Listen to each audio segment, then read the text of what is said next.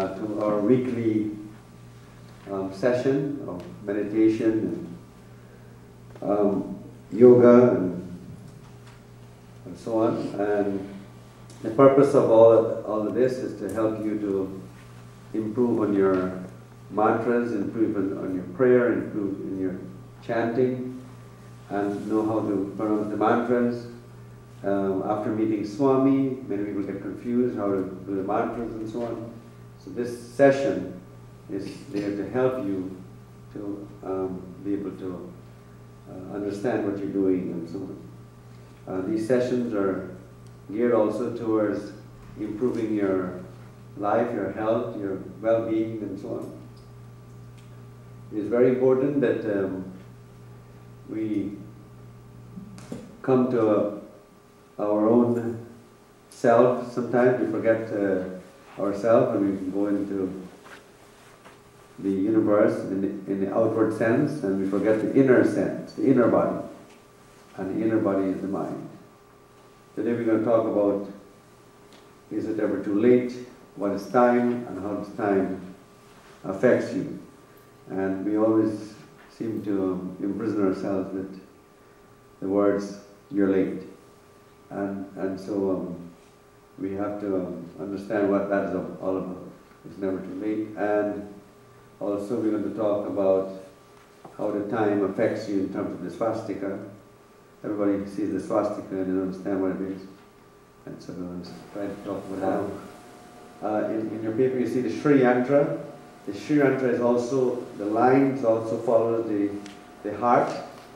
And so what happens now is that I'm going to explain to you why the Sri Yantra is so important for you and why it's something that you should have with you. And the whole purpose is because of your heart, which goes in and out because of the energy of the squares, of triangles. And so what happens now is that your air, your breathing, your breath controls the way you digest your food and everything. It also controls the way when you're hungry. It also controls the way you speak. Your breath controls the way you sing or you hear music. Through the air, it's all breath. Everything is air. So in Hindus we consider air number one as God, because it's known as Hanuman, and so the air controls almost everything that you do or live with and live for. And so the air even controls the way you see time. You're busy all week with cell phones, telephones, talking, office, driving, listening to music, listening to the news, listening to the CNN or watch the CNN. We're so busy with everything out that sometimes we need to spend that time, that 2 minutes, within the self. And when we get angry, when we get upset, when we think things are not going right, it's good to sit down and imagine this blue light around you. And that calms you down. When a person cannot sit still for a few minutes, that means that their life becomes restless. If you are able to sit still just for a few minutes and get into yourself, you will never become restless in your life. And your face will begin to take on a whole new attitude. Your whole face will start to be calm. And then people will say, what's wrong with you? What happened to you? Because they are so used to seeing you tense. They're used to seeing you frustrated. They see you more frustrated and more tense and more than calm. So when you become calm now, people will say, what's wrong? Something is wrong. You look too beautiful today. You never looked beautiful before. And so this inner energy still simply begins to go outward. Right? I'm sure you don't want the outward energy, which is negative, to go inside. So you want the inner energy to be positive so you can come outside. And so that's why, as a person begins to become vegetarian, just begin to take the Swami's bath, just begin to relax, chant their mantras and so on, their looks change, their appearance change, and they start to become more and more beautiful like an angel, because you're following the path of the angels, right? When you start to holler, curse, carry on, fight people, and so on, then you start to get negative, and so your face takes on a whole different look. Right? And that's the very thing that makes us forget our life sometimes and don't understand our life, because we're so concerned about things that are not important. Right? And so what we should be more concerned about is that you are alive. At least you're alive. And you're able to do something with your life. And so when your life has no purpose, it becomes useless. And we all find purpose. We find purpose in what we do, for example, in the job and everything. And as we enjoy our purpose, we enjoy our life. I'm sure many of you don't like to stay home and look at TV all day. After a while, you start to feel useless, right? But when you're at work, you want to stay home. It's amazing a feeling. But why do people get angry?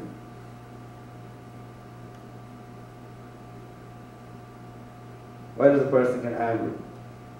Now, you can be angry because you are mad because somebody said something to you. You can be angry because someone is late, right? You can be angry because you're not getting what you want, right? You can be angry because somebody underpay you or somebody rob you, right? You can be angry because somebody, your lover is not calling you. You get angry. Or you can be angry because you think that the world is working against you or God is against you. So all of this anger seems to be showing only one thing. It seems to be showing that you want to control the world. So in other words, if you're angry, it's because you're not, it's coming from you, it's your mind, so you say, okay, well, tonight this person is not doing what I want him to do. So you get angry, right? But did you ever consider the fact that maybe the person doesn't want to do the things you want to do? They want to do their own, whatever they want, right? So when we get angry, it's because we don't have it our way, right? But our way might not be the right way, right? So that means that if you're angry, it's coming from you, not coming from the other person. But we never think that, we always say, oh, that person is bad, that person makes me angry, right? Now you come to see the Swami because you want peace of mind. You're looking for that golden quality which makes everybody happy, peace of mind.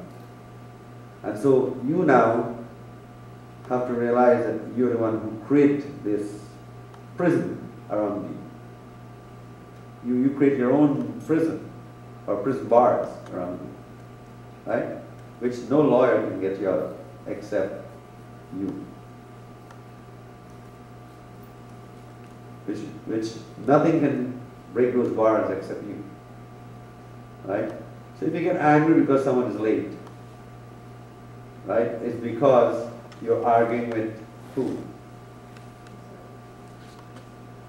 Which God? Which is the God of time? Shiva. Shiva. Shiva is the one with the snake around his neck. Okay. Shiva is the God of time. He is known as the Lord of time. Now if you get angry because someone is late, you're arguing with time. Right? You will never hear the Swami says, if Martha says, Swami, I'm going to be a little late. I will say it's okay. You will never hear me say, no, you have to come now. Those who work with me, right, knows this. If Olga says, well, I can't make it today, I says, fine. I have to adjust myself to that. Why do I have to adjust myself to that? Because I am the one who's going to determine whether I'm happy or not. I'm not going to let Olga or Martha or Angela determine how happy I should be. Okay, Swami, I can't make it, you can't make it. I'm not going to say, oh, I'm so mad because she can't make it. Right away, I have now created my own unhappiness. So this is the biggest problem in our life. Time. That's why we say Om Namah Shivaya. Because if you're uncomfortable, you can sit on the sofa. Yeah. Well, our first timers do that. It takes a while to get to this comfortable position. One day we hope Joe will step down. We have Elizabeth already. So now, the whole point is that we are constantly fighting with time, right? Oh, I gotta get to work, right? Or else what? I'm going to lose the money. I'm going to get that to pay. Then I'm not going to have enough money to eat. I'm not going to have money to pay my bills. So you see, time. Time is such a control over us that we don't realize it. So what happens now is that we say Om Namah Shivaya because I want to be in harmony with the universe. I want to be in harmony with time. And almost all the questions is, Swami, when am I going to get married? When am I going to get a guy in my life? Or when am I going to find a husband? Or when I'm going to win the lottery? It's always time. If someone can raise their consciousness to realize that it is only time that makes us happy or unhappy.